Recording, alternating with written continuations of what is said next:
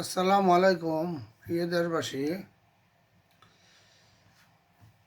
অনলাইনে অনেকেই ট্রোল করতেছেন যে শাহজালাল রাজিয়াল্লাহু আনহুর কোনো ওয়ারিসান ছিলেন না, শাহপরানেরও কোনো ওয়ারিসান ছিলেন না।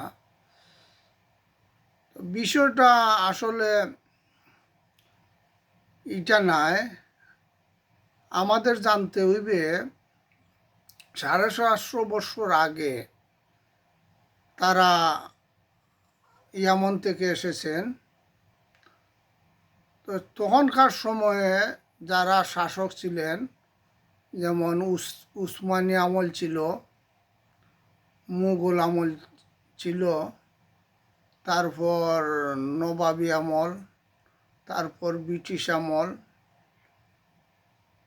এই যে শাসন ব্যবস্থা ছিল, এর মধ্যে এই যে শাহজালালের যে এই এরিয়াটা, এই জায়গার মালিক কে ছিলেন, এটা আগে আমাদের জানতে হইবে। শাহপরানের যে জায়গা, এটা এই এরিয়াটা, এই জায়গার মালিক কে ছিলেন? অবশ্যই কেউ না কেউ মালিক ছিলেন। তো যারাই মালিক ছিলেন তারা অবশ্যই সচেতন ছিলেন, আমি মনে করি তারা আইনের দিক দিয়েও সচেতন ছিলেন।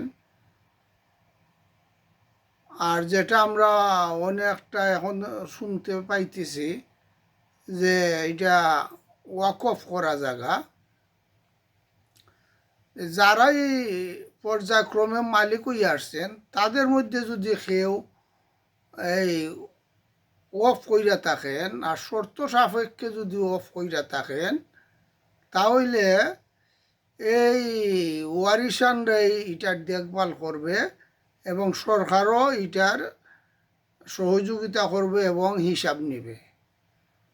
আর যদি শর্ত সাপেক্ষ ছাড়া ওয়াকফ কইরা থাকেন, তাহলে সরাসরি সরকার নিয়ন্ত্রণ করতে পারবে।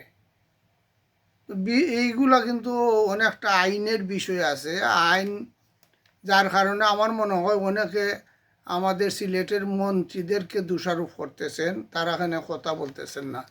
আমার মনে হয় এখানে অনেক কিছু আছে যেগুলা এই আমাদের আরও বুঝার এবং জানার বিষয় রইয়া গেছে। আর আমাদের যে ডিসি সাহেব সারওয়ার আলম, উনি যে উদ্যোগ নিছেন, এটা উনি আইনের মধ্যে নিছেন। কারণ এই যে এখানে অবশ্যই কিছুটা অনিয়ম ছিল, উনি একটা অ্যাকাউন্ট করছেন, টাকাগুলা আবার ওই মাজার অথবা ওই কর্তৃপক্ষের নামে অ্যাকাউন্ট কইরা টাকাগুলা জমা রাখছেন। তো আমরা সিলেটবাসী বা বাংলাদেশের যারাই আমরা ট্রোল করতেছি, এখানে কিন্তু একটা আইনের বিষয় আছে, যে আইনটা অধ্যাদেশ এই ফাঁস হয়েছে 1962 এর 44 ধারা মতে ওয়াকফ স্টেটগুলো আসলে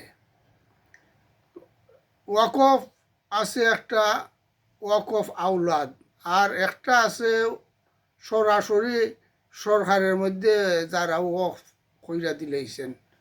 এখানে এইগুলা কিন্তু অনেক জটিল বিষয় আছে, যেগুলো আমরা যারা অনেকে অনেক বিষয় আমরা জানি না বা বুঝি না, কিন্তু আমরা অনেকে এখন মাজার কর্তৃপক্ষকে অনেকে দোষারোপ করতেছি যে এরা খেয়ে শাহজালাল সাহেবের তো আওলাদ ছিল না, শাহপরান সাহেবের তো আওলাদ ছিল না, তারা বিবাহ করেন নাই। আমরা আসলে জানতে হইব তাদের তো আওলাদ ছিল না, কিন্তু এই যে জায়গাগুলা, এটার মালিক কে ছিলেন? আর মালিক যদি না থাকেন তাইলে ওফ কিভাবে হয়? এটা হয়তো কেউ না কেউ ওফ করে দিয়েছেন। আমরা একটা সাক্ষাৎকারে দেখলাম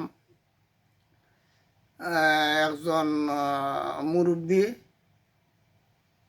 হয়তো এই পরিবারের সদস্য হবেন, উনি বলতেছেন আমরা হিসাব কাকে দেব, এটা তো আমাদের সম্পত্তি।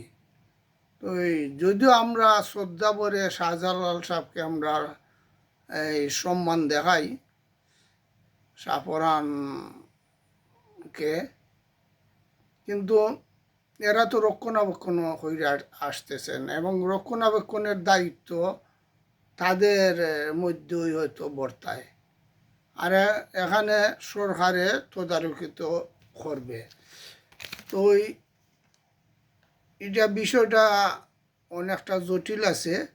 তবে এখানে হিসাব এবং যে গরিব যারা এখানে থাকে, ফকির মিসকিন, এদের জন্য একটা আলাদা ব্যবস্থা কইরা দিতে পারে। আমরা আসলে এই অপেক্ষায় থাকতে হবে আমরা দেশবাসী, যেখানে সরকার এবং যারা দাতা গোষ্ঠী, যারা মুতুল্লি, এরা উভয়ে হয়তো মিল্লা হয়তো একটা ভবিষ্যতে আয় ব্যয়ের একটা স্বচ্ছতা তারা আনবেন। আর আমরা যেভাবে একতরফাভাবে মাজারের কর্তৃপক্ষকে অনেকে গালাগালি করতেছেন, আসলে ভিতরে কিন্তু অনেক কিছু আছে। আমরা হয়তো বলতেছি এই জায়গা শাহজালালের, আসলে এই জায়গাগুলা কোনো না কোনো মালিকের ওয়াকফ করা জায়গা। তা না হইলে সরকার এখানে আরো কঠোরভাবে ব্যবস্থা নিত। আমরা অপেক্ষা করি যে শাহপরান এবং শাহজালালের রোজার যে নিয়ম শৃঙ্খলা আরো সুন্দর হবে এবং বঞ্চিত মানুষ যারা, তাদেরকে এই অর্থ থেকে সহযোগিতা করবে, এইগুলোই আমরা আশা করতে পারি। আর যাতে এই মাজার কেন্দ্রিক অসামাজিক কার্যকলাপ না হয়, যেমন আমরা শুনে থাকি গাঁজা, চুরি, নানান কিছু, এগুলা বন্ধ করার জন্য যদি নিরাপত্তার জন্য কিছু ভলেন্টিয়ার নিয়োগ করা হয়, এতে আরও ভালো হইবে। সর্বশেষ হইল আমরা যেন এত না জানি না, আমরা যেন ট্রল না করি। ধন্যবাদ।